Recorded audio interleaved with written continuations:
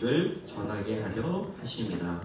나를 보내사 마음이 상한 자를 고치시며 포로된 자에게 자유를, 갇힌 자에게 노임을 선포하며 여호와의 은혜의 해와 우리 하나님의 보복의 날을 선포하여 모든 슬픈 자를 위로하되 무릇 시온에서 슬퍼하는 자에게 화관을 주어 그 죄를 대신하며 기쁨의 기름으로 그 슬픔을 대신하며 찬송의 옷으로 그 근심을 대신하시고 그들의 의의 나무 곧 여호와께서 심으신 그 영광을 나타낼지라. 일컬음을 받게 하려 하심이라. 아멘. 오늘 우리가 읽은 이 본문의 말씀은 하나님께서 이사야를 통해 이 바벨론 포로로 끌려가 깊은 절망 가운데 있는 이스라엘 백성들을 향한 이 회복의 메시지입니다. 그런데 이 말씀은 단지 그 회복의 메시지에만 머무는 것이 아니라 이사야의 이 예언의 말씀은 예수 그리스도를 통해 직접 성취되어지는 그러한 말씀입니다.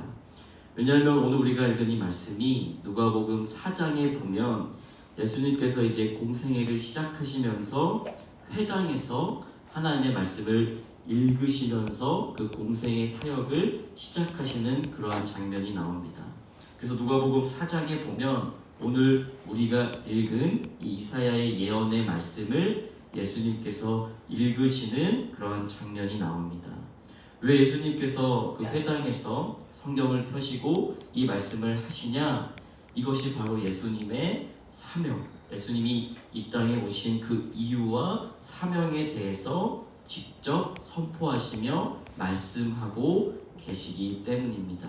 즉 예수님께서는 이 가난한 자에게 복음을 전하시고 또 포로된 자에게 자유를 선포하시며 상한 자를 고치시기 위해서 자신이 이 땅에 오셨고 그 일을 앞으로 행하실 것이다 라는 것을 보여주며 선포하시는 그런 말씀이 오늘 우리가 읽은 이 본문의 말씀이다 라는 것입니다.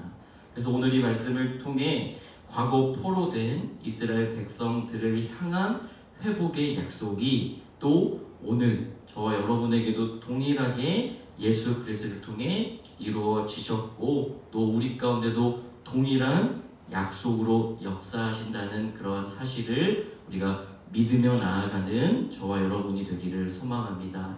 그래서 오늘 어떻게 말씀하시냐? 우리 1절의 말씀을 한 번 더 읽어보겠습니다. 시작.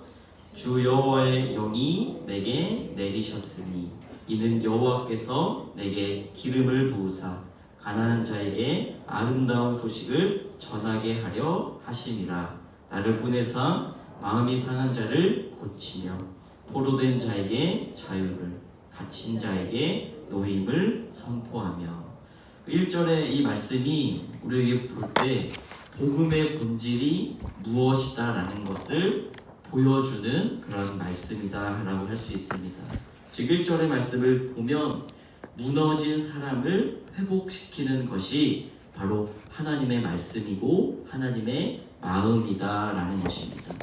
그래서 1절의 그 중간에 보면 이렇게 기록되어 있습니다. 가난한 자에게 아름다운 소식을 전하게 하려 하심이라.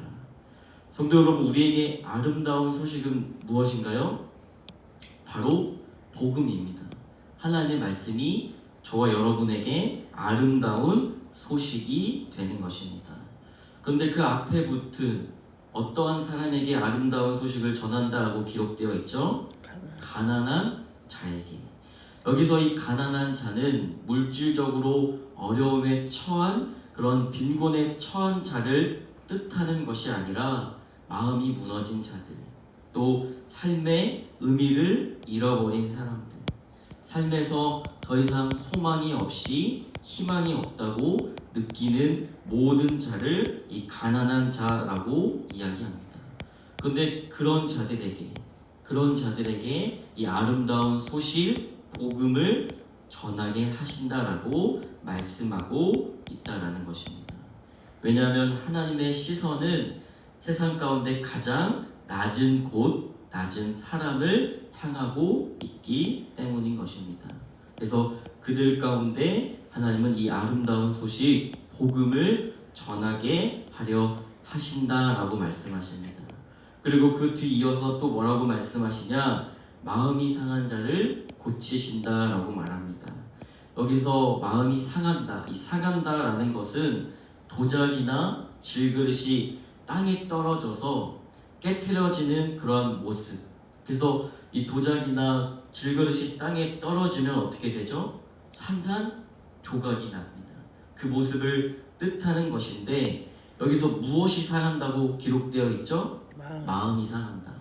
그러니까 즉 마음이 도자기나 질그릇이 땅에 떨어져 깨트려지는 것처럼 우리의 마음이 산산조각난 마음. 그러니까 마음이 그렇게 상한 자들 또한 하나님께서 어떻게 하시냐? 그들을 고치시겠다. 그들의 상처를 싸매어 주시겠다라고 말씀하고 있다라는 것입니다.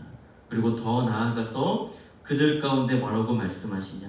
즉 이 말씀은 이사야를 통해 바벨론의 포로로 잡혀가서 깊은 삶의 절망 가운데 있는 그 이스라엘 백성들에게 포로가 되어 있잖아요. 그 포로된 그들에게 무엇을 주시겠다? 자유를 주시겠다. 갇혀있는 그들에게 노임을 선포하시겠다라고 말씀하고 있다라는 것입니다. 그런데 이 말씀은 더 나아가서 우리도 죄의 포로가 되어 있습니다. 포로로 잡혀서 하나님의 자녀로 살아가지 못하고 죄의 노예가 되어서 하나님을 바라보지 못하고 죄의 가운데 붙잡혀서 그렇게 싸매어서 살아가고 있는 우리에게 하나님께서는 자유를 주시겠다.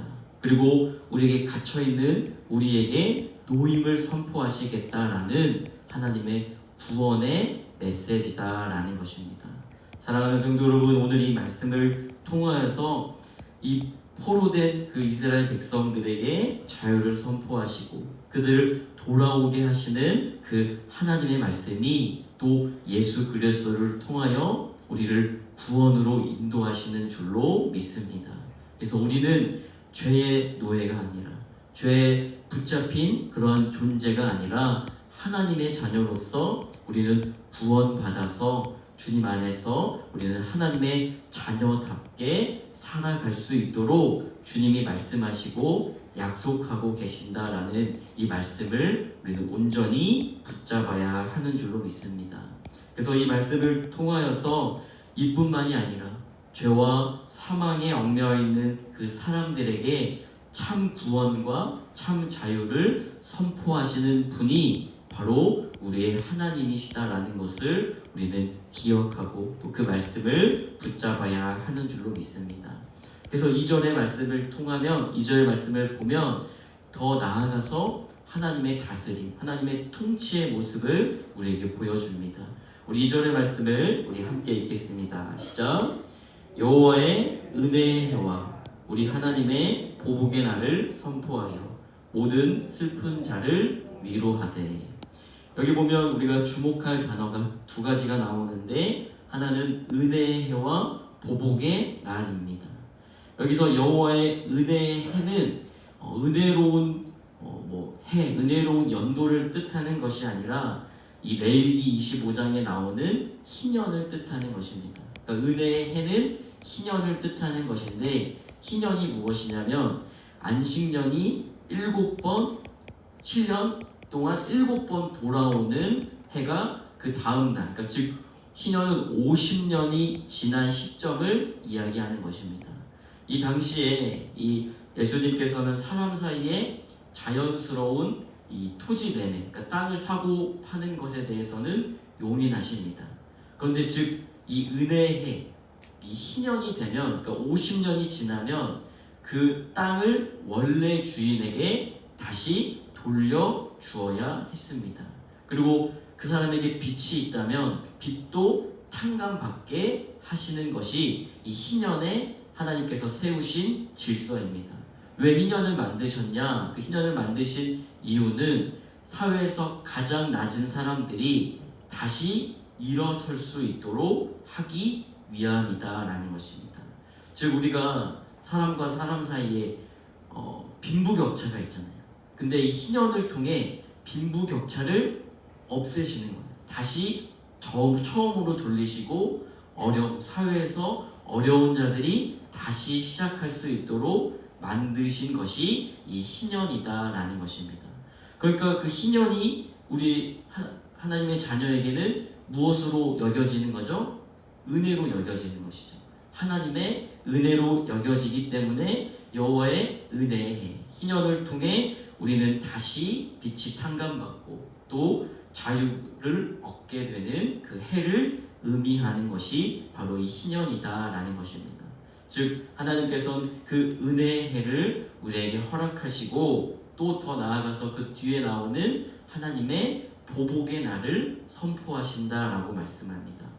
여기서 이 보복의 날은 심판의 날을 뜻하는 것입니다. 그러니까 하나님께서 불의와 그 억압 가운데 살아가는 하나님의 자녀들을 이제는 어떻게 하시겠다? 그들의 정의를 통해 회복하시겠다.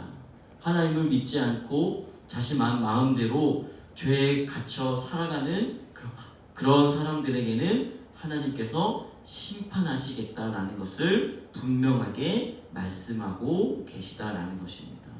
성도 여러분, 이처럼 저와 여러분의 인생에도 은혜의 해가 있고 보복의 날이 있다라는 것입니다. 먼저 이 은혜의 해는 하나님께서 우리에게 다시 세워주시는 시간이 되는 것입니다. 다시 시작할 수 있는 힘을 주시는 그 시간이 있다라는 것입니다. 더 나아가서 이 보복의 날은 나의 삶 가운데 억울함과 상처와 불의와 누구에게도 말하지 못하는 그러한 삶을 하나님께서 정의를 통해 공의를 통해 다시금 회복시켜 주시겠다라고 말씀하고 있다라는 것입니다. 그러므로 우리는 하나님 안에서 우리는 공평을 누릴 수 있고 공의의 하나님을 바라볼 수 있고 우리는 불의 앞에 억울함을 누리지 않고 그 하나님 앞에 모든 것을 가지고 나와 믿고 주님 앞에 아뢰며 나아갈 수 있다라는 것입니다. 즉 우리 하나님은 우리의 삶을 다시 시작할 수 있는 힘을 주시는 분이 바로 우리의 하나님이시다라는 것을 우리는 온전히 믿고 깨닫고 나아가는 저와 여러분이 되어야 하는 줄로 믿습니다. 그리고 2절의 끝에 보면 그 은혜의 해와 보복의 날을 선포하시며 그 모든 자들을 뭐 하신다라고 말씀하시죠? 위로하신다라고 말씀하십니다. 그럼 하나님께서 어떻게 위로하실까? 그 위로의 모습이 우리 오늘 마지막 3절에 나와 있습니다. 우리 3절을 함께 읽어보겠습니다. 시작!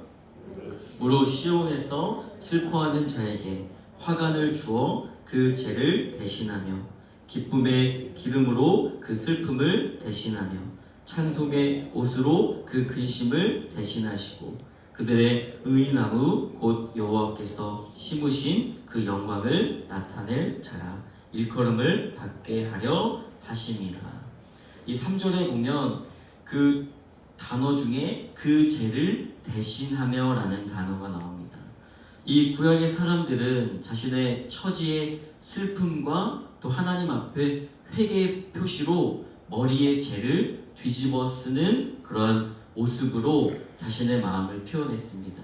그러니까 하나님 앞에 슬픔도 또 회개의 모습을 위해서 머리에 죄를 뿌렸는데 이제 어떻게 하시냐? 슬퍼하는 자에게 하나님께서 화관을 주어서 그 죄를 대신하시겠다라고 말씀하십니다.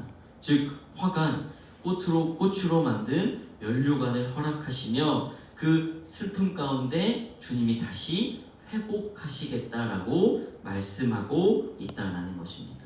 그리고 그 화관을 씌우시고 슬픔에 놓인 자에게는 기쁨을 허락하시고 근심에 쌓인 자에게는 찬송을 허락하셔서 그의 삶을 하나님이 기뻐하시는 삶으로 바꾸어 가신다. 그렇게 역사하신다라고 말씀하고 있다는 것입니다.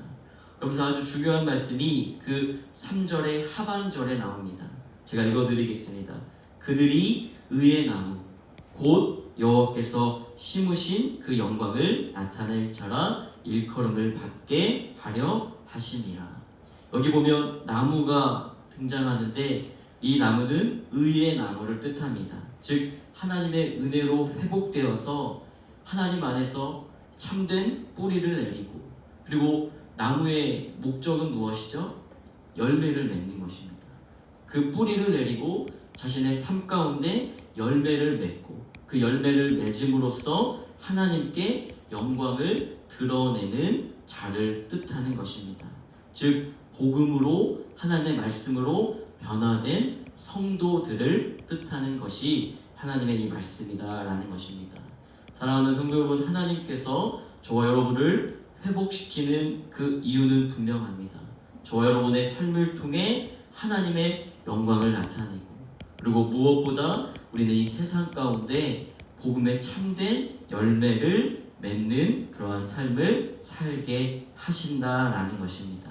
사랑하는 성도 여러분, 이 말씀을 통해서 우리는 우리의 삶을 통해 삶의 열매를 온전히 맺으며 나아가는 저와 여러분이 되어야 하는 줄로 믿습니다. 우리의 슬픔도 기쁨으로, 찬송으로 바꾸시는 분은 오직 한 분, 하나님밖에 없다라는 그 귀한 사실을 온전히 믿으며 나아가는 저와 여러분이 되어야 하는 줄로 믿습니다. 말씀을 냈습니다. 우리는 12월 이 대림절을 보내고 있습니다. 대림이란 말은 앞서 설명하신 것처럼 오심을 기다린다라는 뜻입니다. 그런데 단순히 과거의 시간을 기다리고 예수 그리스도의 오심을 기다리는 것이 아니라 다시 오실 예수님을 믿음으로 기다리는 시간이다라는 것입니다. 사랑하는 성도 여러분, 우리의 신앙은 주님이 이루실 그 약속을 우리의 삶 가운데 믿으며 또 성취하시는 그 삶을 바라보는 그러한 삶으로 나아가야 하는 줄로 믿습니다. 그래서 오늘 이 말씀을 통하여서 우리가 죄의 그 포로가 되었던 우리에게 자유를 허락하시고, 갇힌 자에게 노임을 선포하기 위해 오신 하나님의 아들 예수 그리스도를 우리는 온전히 기다리며 그분만을 바라보며 나아가는 저와 여러분이 되어야 하는 줄로 믿습니다. 그래서 올해의 마지막 이 12월을 보내며 다시 세우시는 그 하나님의 은혜에 감사하는 저와 여러분이 되어야 하는 줄로 믿습니다. 그리고 그 무엇보다 우리 또한 그 기쁜 소식, 아름다운 소식, 그 복음을 흘려보내는 복음의 통로로 또 쓰임받기 위해 날마다 세워지는 주님의 자녀로 나아가는 저와 여러분이 되기를 주님의 이름으로 축복합니다. 우리 함께 기도하겠습니다. 사랑의 하나님, 오늘 이사야의 이 말씀을 통해 우리에게 회복의 말씀을 주신 것처럼 그 가난한 우리의 심령의 마음 가운데 주님의 복음을 들려주시고 다친 자들의 마음 가운데 자유를 주시고 근심, 그 슬픔과 근심 가운데 찬송과 기쁨으로 바꾸어 주시는 그 하나님을 우리 가운데 허락하시니 참으로 감사를 드립니다. 오늘 이 말씀을 붙잡고 그 상한 마음을 고치시고 얽매인 마음을 풀어주시는 그 하나님의 놀라운 약속의 말씀을 붙잡고 하나님의 은혜를 날마다 경험하는 우리의 삶이 되게 하여 주시옵소서. 무엇보다 우리 한 사람 한 사람이 하나님의 영광을 드러내는 그런 복음의 통로, 하나님의 자녀들이 되게 하여 주시옵소서. 그로 인해 하나님의 이 말씀을 붙잡고 이 약속의 말씀이 성취되는 그러한 삶을 온전히 살아가는 주님의 자녀들이 되게 하여 주시옵소서. 우리 교회 또 12월 우리 마지막 주일 블레싱 프로포즈 전도 축제를 준비하며 나아갑니다. 우리의 사랑하는 이웃과 가족들 또 장기 결속자들을 위해 우리가 마음을 품고 기도하고 있사오니 주님, 우리가 이 아름다운 소식 복음을 전할 때 우리에게 이 담대한 마음을 허락해 주시고 무엇보다 마음의 상한 자들 가운데 하나님의 귀한 말씀이 온전히 심어져 그들의 마음이 회복되어지고 하나님의 그 귀한 말씀이 심어져 주님 곁으로 돌아올 수 있는 귀한 역사하심이 우리 가운데 일어날 수 있도록 주여 인도하여 주시옵소서. 이 새벽 기도로 우리의 하루를 시작합니다. 우리의 모든 것 주님께 아뢰며 주님이 이루어 가실 우리의 삶을 온전히 내어드리고 맡기며 기도하는 이 새벽, 이 하루가 되게 하여 주시옵소서. 모든 것 주님께 올려드리며 귀하신 예수님의 이름으로 기도드립니다. 아멘. 이 시간 주님의 이름 외치며 우리 함께 기도하며 나아갈 때 우리 블레싱 프로포즈 우리가 품고 있는 기도하는 우리 VIP들을 위하여서 우리의 삶 가운데 나아갈 수 있도록 이 시간 주님의 이름 외치며 자유롭게 기도하고 돌아가시겠습니다. 주여, 사랑의 주님, 오늘 이 말씀을 통해 우리에게 하나님의 그 귀한 말씀으로 성취하시고 이 말씀을 통하여 우리에게 모임을, 자유를 허락하신 하나님의 이 귀한 진리의 말씀을 붙잡는 우리들의 삶이 되게 하여 주시옵소서. 주님은 우리에게 다시 시작할 수 있는 힘을 주시고 우리에게 하나님의 공의와 정의가 있음을 깨닫게 하시는 그러한 그 하나님이 바로 우리의 아버지 되심을 이 말씀을 통해 우리가 함께 보았습니다. 또한 이 말씀이 예수 그리스도를 통해 이루어지고 또 그 삶을 통해 성취되어 가시는 이 하나님의 말씀을 우리가 함께 보았습니다. 우리의 삶 가운데 우리의 인간적인 생각으로 그 모든 문제를 바라보는 것이 아니라 하나님이 이루어 가시고 또 하나님이 약속하신 이 하나님의 말씀을 붙잡고 이 말씀으로 하여금 승리하는 그러한 하나님의 자녀들이 되게 하여 주시옵소서. 주님, 이 말씀이 우리에게 이루어졌고 또 이 말씀을 통해 이루어 가실 그 하나님을 온전히 붙잡기를 원합니다. 우리의 그 죄를 하나님의 화관으로 바꾸시고 슬픔을 기쁨으로 바꾸시고 근심을 찬송으로 바꾸시는 그 하나님을 붙잡아 우리는 그 의의 나무가 되어 하나님의 기뻐하시는 그런 열매를 맺어가는 그런 거룩한 삶이 되게 하여 주시옵소서. 그러한 삶으로 나아가기 위해 주님, 우리는 성령을 따라야 하는 줄로 믿습니다. 성령이 이끄신 삶으로 나아가야 하는 줄로 믿습니다. 그로 인해 오늘 하루 우리의 주어진 모든 삶의 자리 가운데 성령을 따르는 그런 귀한 삶, 우리의 삶의 자리가 되게 하여 주시옵소서. 이 말씀을 붙잡고 나아갈 때 하나님의 귀한 말씀 가운데 감사하며 기쁨으로 나아가 주님께 모든 영광을 올려드리는 귀한 삶이